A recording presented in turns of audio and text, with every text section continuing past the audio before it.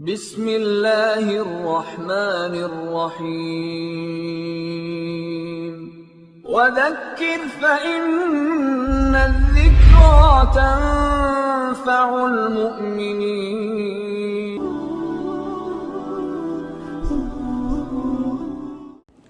الحمد للہ رب العالمین والصلاة والسلام علی سید الانبیاء والمرسلین وعلی آلہ واصحابہ اجمعین، اما بعد فاعوذ باللہ من الشیطان الرجیم، بسم اللہ الرحمن الرحیم۔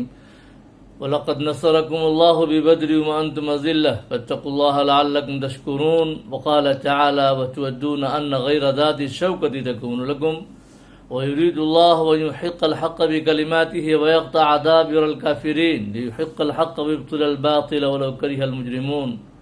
صدق اللہ العظیم۔ ناظرین گرامی، السلام علیکم ورحمۃ اللہ وبرکاتہ۔ ناظرین گرامی، آج جو موضوع گفتگو ہے وہ یوم الفرقان یعنی واقعہ بدر ہے۔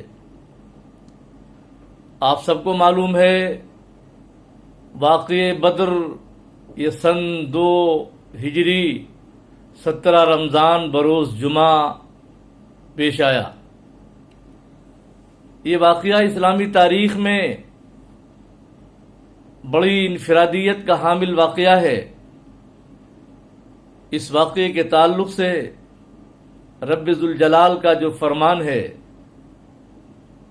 لِيُحِقَّ الْحَقَّ وَيُبْطِلَ الْبَاطِلَ، اور اس سے پہلے لِيُحِقَّ الْحَقَّ بِكَلِمَاتِهِ وَيَقْطَعَ دَابِرَ الْكَافِرِينَ، اللہ تعالیٰ اپنے کلمات، اپنی تائید، اپنی نصرت و مدد کے ذریعے حق کو نمایاں کر دے، حق کو لوگوں کے سامنے واشگاف کر دے، اور کافروں اور کفر کے علم برداروں اور باطل کے جو حامل ہیں ان کی جڑوں کو کاٹ کر رکھ دے۔ اللہ کا یہ فیصلہ تھا۔ اللہ کے رسول صلی اللہ علیہ وسلم نے مکے سے مدینے ہجرت فرمائی۔ قریش مکہ اور مشرکین مکہ اور مشرکین عرب اس گھات میں لگے رہتے تھے کہ کس طرح اسلام کے چراغ کو گل کر دیا جائے۔ اللہ کے رسول صلی اللہ علیہ وسلم 12 رمضان کو سن 2 ہجری میں مدینہ منورہ سے نکلے۔ 80 میل کی مسافت طے کر کے آپ بدر پہنچے، اور ادھر سے مشرکین مکہ 200 میل کی مسافت طے کر کے بدر پہنچے۔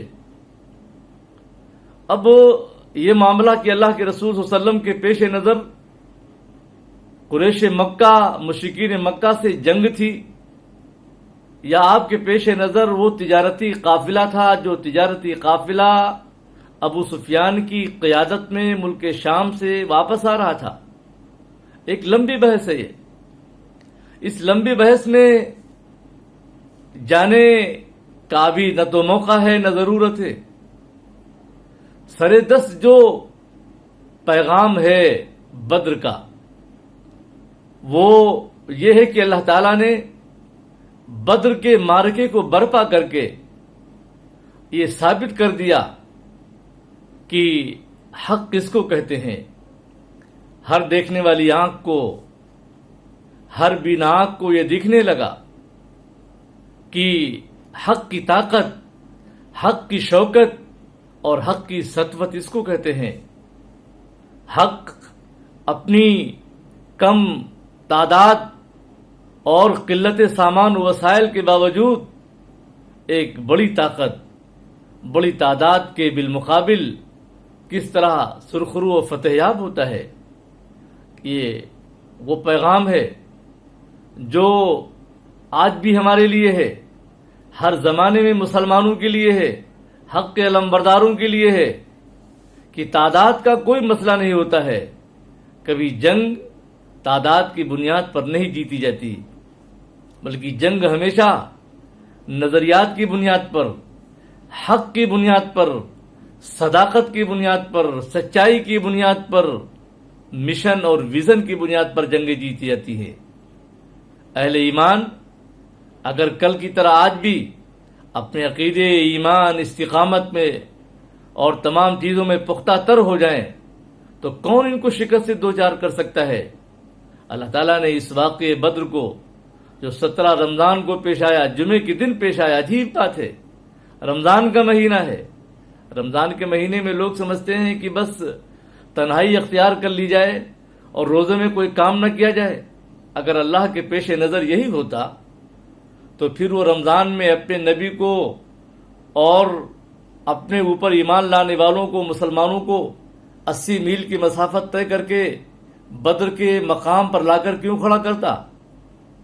اس میں دو بنیادی باتیں، ایک تو یہ کہ اگر ایک طرف باطل اگر وہ آ رہا ہے حق کا سر کچلنے کے لیے، حق کی سرکوبی کے لیے، تو پھر اہل حق کی یہ ذمہ داری بنتی ہے کہ وہ پیچھے نہ ہٹے۔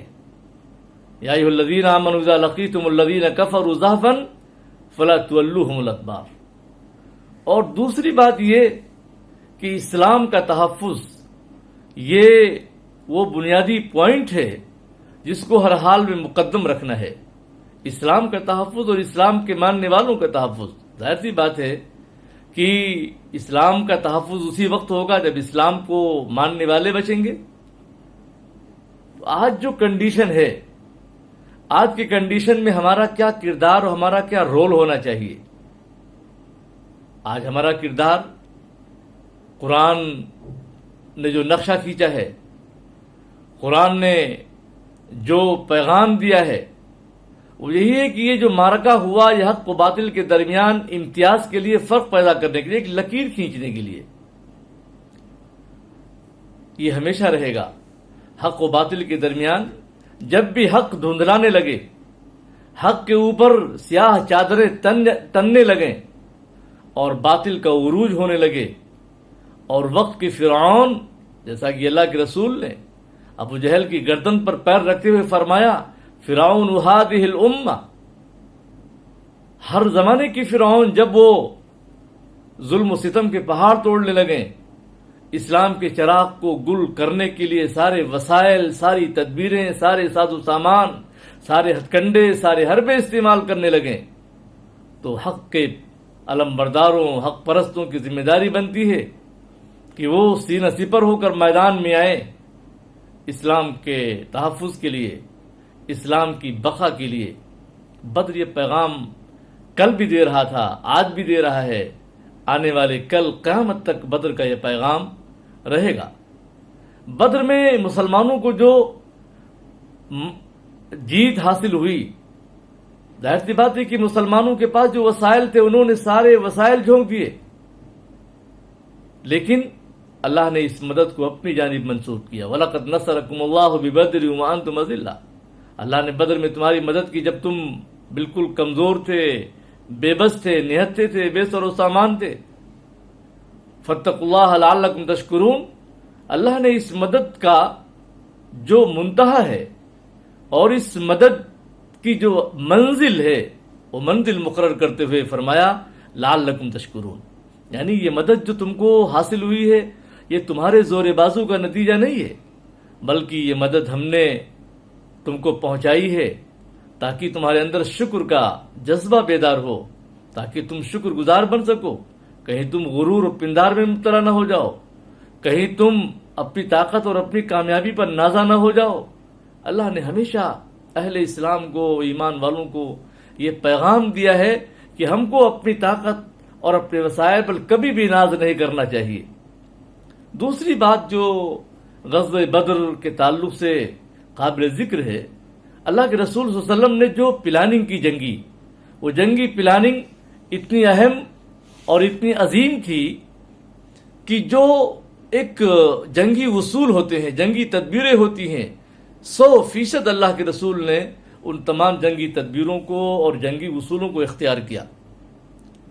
آپ صلی اللہ علیہ وسلم میدان بدر کے اندر ایک ماہر قائد، اصول اور فنون حرب کے اندر مہارت رکھنے والے اور ایک پرعزیمت قائد، ایک انقلابی لیڈر آپ صلی اللہ علیہ وسلم نظر آتے ہیں۔ آپ اپنی طاقت پر نازا بھی نہیں ہے، لیکن آپ کو اعتماد ہے اپنے مشن پر، آپ کو اعتماد ہے اس ٹیم پر جس ٹیم کو نظریاتی بنیادوں پر آپ نے تیار کیا تھا۔ وہ نظریاتی ٹیم میدان میں اترتی ہے اور کامیابی اپنے دامن میں سمیٹ لیتی ہے، باوجود اس کے کہ اللہ کے رسول صلی اللہ علیہ وسلم پر گریہ وزاری، یعنی آپ نے تدبیر جو کی، ایک تو جنگی تدبیر ہوتی ہے اور ایک تدبیر یہ بھی کہ ہر دور میں اسلام کو بچانے کے لیے آدمی کر کیا سکتا ہے۔ اللہ کے رسول نے پہلے اپنے جانثاروں کو میدان جنگ میں سفارا کیا اور اس کے بعد رب ذوالجلال کی بارگاہ میں سجدہ ریز ہوتے ہیں اور اس کی بارگاہ میں دست بدعا ہوتے ہیں۔ یہ ہے تدبیر، ہمیشہ یہ تدبیر رہے گی۔ جو اللہ کے رسول صلی اللہ علیہ وسلم کی اپنے دشمنوں سے مقابلہ کرنے کی آپ کا جو شعار، آپ کا جو طریقہ ہے، پہلا طریقہ تدبیر کا ہے، اور پھر دوسرا جو ہتھیار ہے آپ کا وہ دعا کا ہے۔ ہم مسلمانوں نے کیا سمجھ رکھا ہے کہ وہ دعا کرتے رہیں گے اور دعا کرنے سے ہمارے سارے کام بن جائیں گے۔ یہ اسوہ نبوی کے خلاف ہے، یہ سنت اللہ کے خلاف ہے۔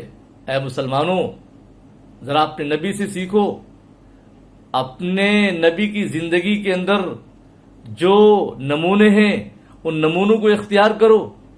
دعاؤں سے تنہا اگر کام چل جاتا تو پیغمبر اسلام کو مدینے سے نکل کر 80 میل کی مسافت طے کر کے، اور وہ بھی گرمی کے زمانے میں روزے کی حالت میں، کیا ضرورت تھی میدان بدر میں آنے کی؟ مدینے میں بیٹھ کر مدینے کی مسجد میں دعا کرتے اور دشمن خاک ہو جاتا، دشمن مٹی میں مل جاتا اور اس کے ہاتھ پیر سب مفلوج ہو جاتے۔ کیا ضرورت تھی پیغمبر اسلام کو نکلنے کی؟ آپ سے بڑھ کر بھی کوئی ایسا شخص اس دنیا میں اور کائنات میں ہوا ہے کہ جس کی دعائیں یعنی سنی جائیں؟ آپ سے بڑھ کر کون ہوا ہے اولاد آدم میں، اور کون ہو سکتا ہے اولاد آدم میں قیامت تک؟ لیکن نہیں، مسلمانوں، ہمارے یہاں جو غلط فہمی ہے، ہم سمجھتے ہیں کہ دعاؤں سے سارا کام بن جائے گا۔ دعاؤں سے کام بنتے تو اللہ کے رسول بھی بنا لیتے، لیکن ہاں دعا بھی ضروری ہے۔ اب دعا سلاح المومن، دعا مومن کا ہتھیار ہے، لیکن تدبیر اور اس کی ترتیب ہے، اس کا ایک سسٹم ہے، اس سسٹم کو اپنانا ضروری ہوگا۔ اگر ہم بغیر سسٹم کے کام کریں گے، جیسے آج کل ہمارے سارے کام بغیر سسٹم کے ہو رہے ہیں، ہم کو کب کیا کرنا چاہیے وہ ہم کرتے ہی نہیں ہیں، وہ ہم بھول جاتے ہیں۔ مثال کے طور پر ابھی ہم کو ایک بہت ضروری کام کرنا ہو، اس کو چھوڑ کے دوسرے کاموں میں لگ جاتے ہیں۔ ابھی جو ملک کے حالات ہیں، ملک کے حالات پہ ہمارے لیے کیا ضروری چیزیں ہیں، ہم کو کس انداز سے تیاری کرنی ہوگی اپنی بقا اور تحفظ کے لیے، اسلام کی بقا اور تحفظ کے لیے، اس پر ہمارا دھیان ہی نہیں جاتا ہے۔ ہم ایسے چھوٹے چھوٹے مسائل کو، لایانی مسائل کو قید تحریر میں لاتے ہیں، اس پر گفتگو کرتے ہیں، تقریریں کرتے ہیں، ایسا لگتا ہے کہ سب سے بڑا ایشو یہی ہے، ہم بھول جاتے ہیں کہ ابھی ضروری کیا کام ہے۔ تو بدر کا واقعہ ہم کو یہ پیغام دیتا ہے کہ جو ضروری چیزیں ہوں وہ ضروری اقدامات کیے جائیں۔ اللہ کے رسول صلی اللہ علیہ وسلم نے وہ اقدام کیا اور اسلام کے تحفظ کا سامان کیا۔ بدر کے واقعے نے ملکی اور مذہبی ہر حیثیت سے گہرے نتائج برآمد کیے۔ اسلام کی دھاک بیٹھ گئی، اسلام کی شوکت کا ایک طرح سے اس کا تذکرہ ہونے لگا، اسلام کی سطوت کے گیت اور گن گائے جانے لگے، دشمنوں کی ہمتیں اور حوصلے پست ہو گئے، اور اسلام کی چرچا دور دور تک پھیلے لگی کہ یہ مٹھی بھر لوگ، یہ حق پرست لوگ، یہ بہت دمدار لوگ ہیں، ان سے مقابلہ کرنا آسان نہیں ہے۔